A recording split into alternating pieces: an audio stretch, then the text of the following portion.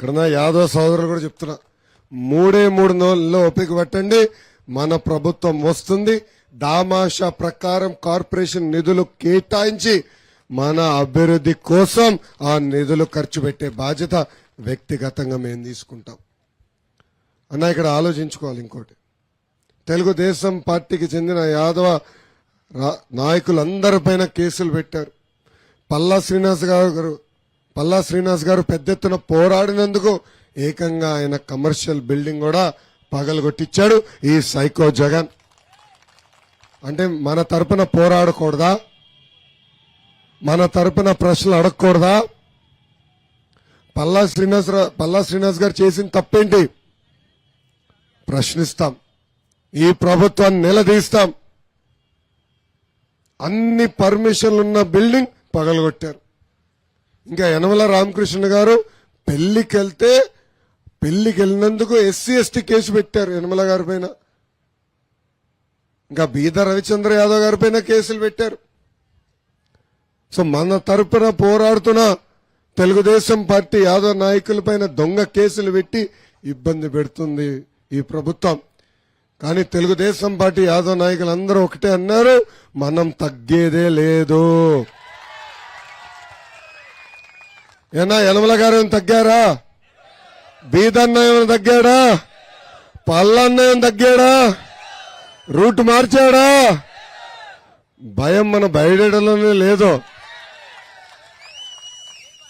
ప్రజల తరపున నిరంతరం పోరాడారు.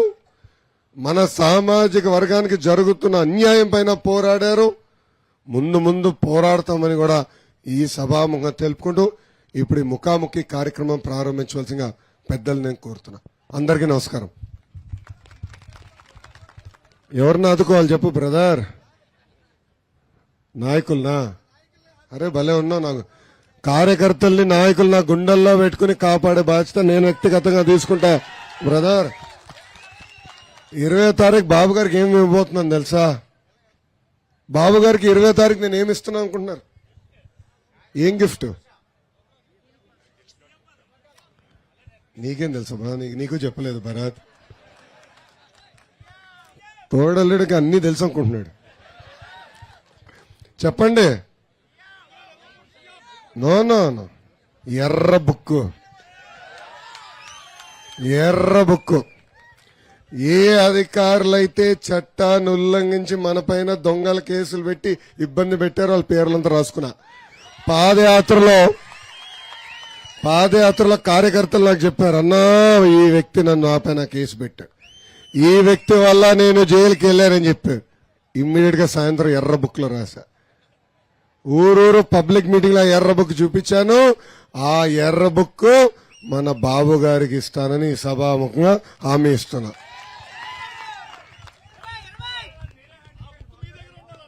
నా దగ్గర ఉండాలా? కాపీ పెట్టుకుంటాలే.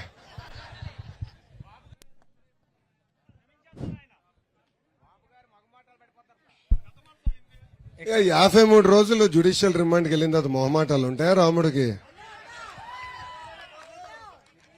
సీనే లేదు బ్రదర్. ఆ రోజు వస్తాడు కదా సింహం, వస్తాడు చూడు. 20వ తారీఖు ఏం మాడతారు విన్నాం. వేటాడుతుంది సైకోని చూడు సింహం. బాబు గారు అప్పుడప్పుడు మర్చిపోయినా వడ్డీతో సహా నేను చెల్లిస్తా, ఏం కంగారు పడద్దు.